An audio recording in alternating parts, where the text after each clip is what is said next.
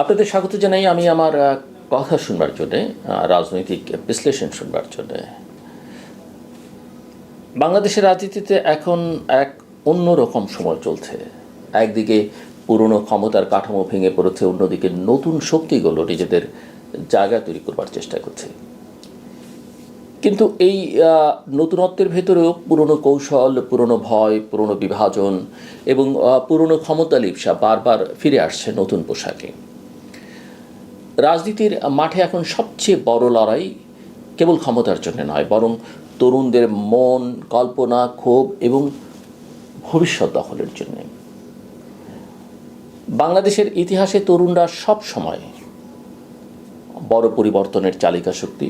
ভাষা আন্দোলন, মুক্তিযুদ্ধ, স্বৈরাচার বিরোধী আন্দোলন, এমনকি সাম্প্রতিক গণ অভ্যুত্থান, সব জায়গাতেই বাংলাদেশের ছাত্ররা, তরুণরা ছিল সামনের সারিতে। কিন্তু বাংলাদেশের রাজনীতির একটা বড় ট্র্যাজেডি হলো, আন্দোলন শেষ হলে তরুণদের স্বপ্নকে খুব দ্রুত রাজনৈতিক ব্র্যান্ডিং, সংগঠনগত নিয়ন্ত্রণ এবং ক্ষমতার সমীকরণের মধ্যে বন্দী করে ফেলা হয়। এখন আবার সেই চিত্র নতুনভাবে আমরা দেখতে পাচ্ছি। দেশের ইসলামপন্থী রাজনীতির বড় শক্তি জামায়াত ইসলামী দীর্ঘদিন ধরেই বুঝতে পেরেছে শুধুমাত্র অতীতের সাংগঠনিক শক্তি বা ধর্মীয় আবেগ দিয়ে ভবিষ্যতের বাংলাদেশে টিকে থাকা যাবে না। কারণ নতুন প্রজন্মের বড় একটা অংশ আর আগের মতো দলীয় ইতিহাস বা আদর্শিক আনুগত্য দিয়ে রাজনীতি বিচার করে না। তারা দেখতে চায় পরিচ্ছন্নতা, দক্ষতা, প্রযুক্তি বান্ধবতা, কর্মসংস্থান এবং দুর্নীতি বিরোধী অবস্থান ও রাজনৈতিক ভাষার আধুনিকতা। তাই এখন দেখা যাচ্ছে জামায়াত তাদের পুরনো রাজনৈতিক চেহারার ওপর একটা নতুন সফট বা স্মার্ট আবরণ তৈরি করবার চেষ্টা করছে। তাদের বক্তব্যে এখন উন্নয়ন, প্রযুক্তি, যুব নেতৃত্ব, নারীর অংশগ্রহণ, দুর্নীতিমুক্ত প্রশাসন এসব শব্দ অনেক বেশি আসছে। সামাজিক যোগাযোগ মাধ্যমে তাদের উপস্থিতিও বদলে গেছে, কখনো ভীষণ রকমের নোংরা ভাষায়, এবং তাদের যে মূল অবস্থান, কাগজে পত্রে আদর্শিক অবস্থান, ধর্মীয় অবস্থান, সেখান থেকেও তারা নিজেদের অনেকখানি বদলে ফেলবার চেষ্টা করছে। আগের কড়াকড়ি ভাষার বদলে এখন আবেগ, নান্দনিকতা, ডিজিটাল কন্টেন্ট, এমনকি পপ কালচারের উপাদানও ব্যবহার করছে। আবার তাদের বট অ্যাকাউন্টও আছে প্রচুর। তাদের রাজনীতির ভাষাও বদলেছে। এটা কেবল বাংলাদেশের ঘটনা নয়, বিশ্বজুড়ে এই রাজনৈতিক ইসলামপন্থী দলগুলো, আমি আবার বলি পলিটিক্যাল ইসলামিস্ট দলগুলো, এখন নিজেদের পুনঃ ব্র্যান্ডিং করছে। কেউ ওয়েলফেয়ার, কেউ গভর্নেন্স, কেউ অ্যান্টি কারাপশন, কেউ মোরাল পলিটিক্স, এসব শব্দকে সামনে নিয়ে আসবার চেষ্টা করছে। কিন্তু প্রশ্ন হচ্ছে, এই পরিবর্তন কতটা বাস্তব আর কতটা কৌশলগত, কতটা তারা তাদের বিশ্বাস থেকে করছেন। বাংলাদেশের তরুণ সমাজের একটা অংশ দীর্ঘদিনের দমন পীড়ন, দুর্নীতি, চাকরিহীনতা, দলীয় সন্ত্রাস এবং রাজনৈতিক ভণ্ডামিতে ক্লান্ত। তারা নতুন মুখ চায়। কিন্তু নতুন আর বিকল্প সবসময় এক জিনিস নয়। অনেক সময় পুরনো শক্তিও নতুন ভাষা ব্যবহার করে নিজেদের পুনরুজ্জীবিত করে, এবং জামায়াতের ইতিহাস সেটা আমরা বারবার দেখেছি। এই জায়গাটা এখন খুবই গুরুত্বপূর্ণ। আরেকটা বড় পরিবর্তন ঘটেছে তথ্য যুদ্ধের জগতে।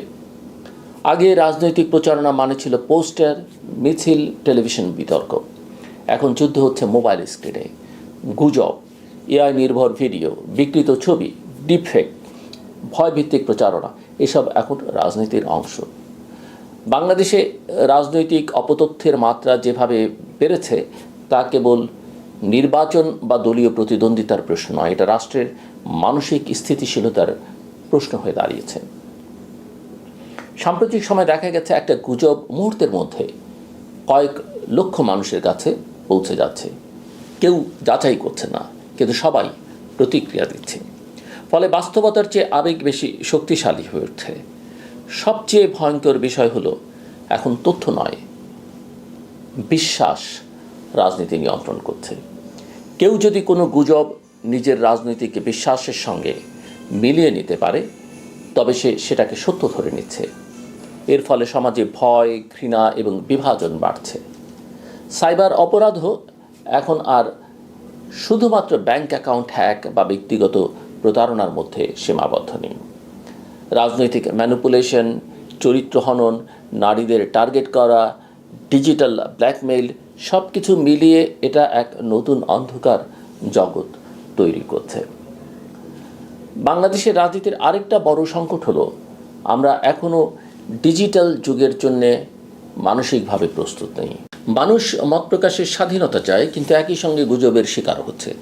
ফলে সমাজে এক ধরনের মানসিক অস্থিরতা তৈরি হচ্ছে। এই প্রেক্ষাপটে পশ্চিমবঙ্গের সাম্প্রতিক রাজনৈতিক পরিবর্তনও বাংলাদেশের জন্য গুরুত্বপূর্ণ বার্তা বহন করছে। ভারতীয় জনতা পার্টি বা বিজেপির শক্তিশালী উত্থান শুধু ভারতের একটা রাজ্যের ক্ষমতার পরিবর্তন নয়, এটা পুরো অঞ্চলের রাজনৈতিক মনস্তত্ত্বে প্রভাব ফেলবে। দীর্ঘদিন ধরে পশ্চিমবঙ্গ ছিল একটা আলাদা রাজনৈতিক সংস্কৃতির প্রতীক, যেখানে ধর্মীয় জাতীয়তাবাদ পুরোপুরি জায়গা করে নিতে পারেনি। কিন্তু এখন সেই দেয়ালেও ফাটল দেখা যাচ্ছে।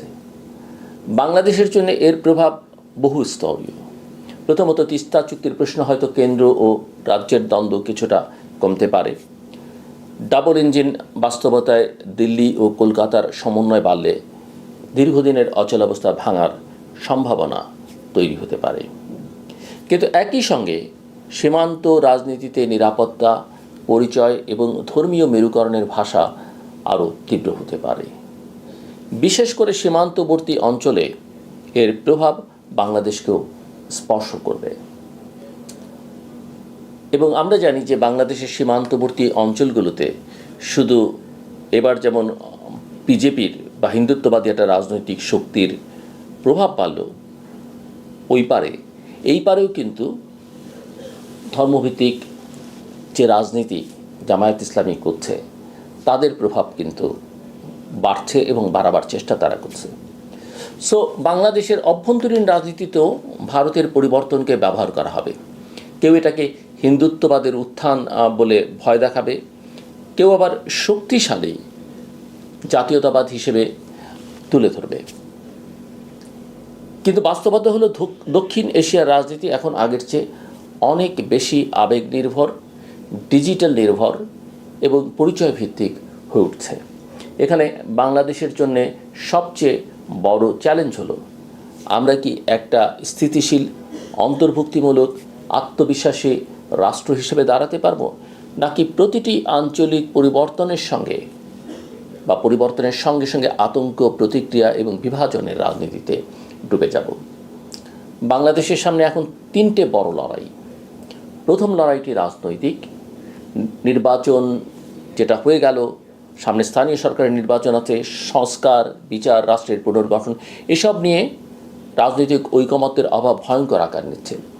সবাই পরিবর্তনের কথা বলছে, কিন্তু কেউ ছাড় দিতে রাজি নয়। ফলে রাষ্ট্রের ভেতরে এক ধরনের অনিশ্চয়তা তৈরি হচ্ছে। দ্বিতীয় লড়াইটা সামাজিক। পরিবার থেকে বিশ্ববিদ্যালয়, টেলিভিশন থেকে ফেসবুক, সব জায়গায় বিভাজন বাড়ছে। কেউ কাউকে বিশ্বাস করছে না, ভিন্ন মতকে শত্রু মনে করা হচ্ছে। এর ফলে সমাজে সহনশীলতা কমছে। তৃতীয় এবং সবচেয়ে গভীর লড়াইটি মানসিক। তরুণদের বড় একটা অংশ হতাশ, উদ্বিগ্ন, বিভ্রান্ত। তারা একদিকে পরিবর্তন চায়, অন্যদিকে দ্রুত ফল চায়। কিন্তু বাস্তব রাজনীতি কখনোই এত দ্রুত বদলায় না। এই হতাশা যদি দায়িত্বশীল রাজনৈতিক চ্যানেলে না যায়, তবে তা খুব সহজেই উগ্রতা, ষড়যন্ত্র তত্ত্ব কিংবা ডিজিটাল হিংস্রতায় রূপ নিতে পারে। বাংলাদেশ এখন এমন এক সন্ধিক্ষণে দাঁড়িয়ে, যেখানে রাজনৈতিক দলগুলোর চেয়ে রাজনৈতিক সংস্কৃতি বেশি গুরুত্বপূর্ণ। কেবল সরকার বদলালেই সব বদলে যাবে, এই সরল বিশ্বাস এখন আর কাজ করবে না। প্রয়োজন রাজনৈতিক সততা, তথ্যের নৈতিক ব্যবহার এবং সবচেয়ে বেশি প্রয়োজন তরুণদের প্রতি সত্যিকারের সম্মান। তরুণদের শুধু স্লোগান দেওয়ার জন্য ব্যবহার করা, বা যদি ব্যবহার করা হয়, তারা একসময় রাজনীতির প্রতি অনাস্থাশীল হয়ে উঠবে। আবার তাদের আবেগকে ধর্ম, ভয় বা গুজব দিয়ে নিয়ন্ত্রণ করবার চেষ্টা করা হলেও দীর্ঘমেয়াদে সমাজের ক্ষতি হবে। বাংলাদেশকে এখন সিদ্ধান্ত নিতে হবে, আমরা কি একটা জবাবদিহিমূলক আধুনিক রাষ্ট্র হব, নাকি ডিজিটাল গুজব, পরিচয় ভিত্তিক উত্তেজনা এবং কৃত্রিম আবেগের বাজারে আটকে পড়ব। কারণ আগামী বাংলাদেশের রাজনীতি কেবল মিছিলে নির্ধারিত হবে না, নির্ধারিত হবে অ্যালগরিদমে, তথ্যযুদ্ধে, মানসিক প্রভাব বিস্তারে এবং তরুণদের ভবিষ্যৎ কল্পনার উপর নিয়ন্ত্রণে। আর যে শক্তি এই নতুন বাস্তবতা সবচেয়ে দক্ষভাবে ব্যবহার করতে পারবে, আগামী বাংলাদেশ অনেকটাই তাদের হাতেই চলে যাবে।